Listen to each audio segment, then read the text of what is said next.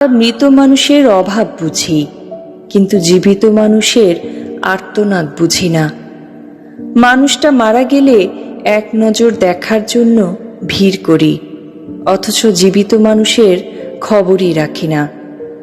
মৃত মানুষের ভালো দিকগুলো স্মরণ করে শোক প্রকাশ করি, অথচ বেঁচে থাকা অবস্থায় তাকে শুধু দোষারোপই করেছি।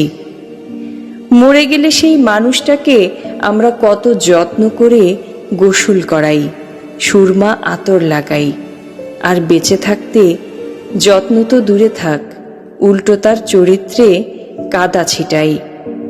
আমরা মানুষরা আসলে এমনই, হারিয়ে ফেললে কদর করি, থাকতে মূল্য বুঝি না। বাবা মা বেঁচে থাকতে আমরা তাদের পরামর্শ গ্রহণ করি না, তবে একসময় বুঝি যখন আমরা নিজেরা মা বাবা হই। বাবা মার পরে যদি কেউ আপনজন থাকে, সে হচ্ছে স্বামী। এটাও বুঝে যখন তারা বিধবা হয়।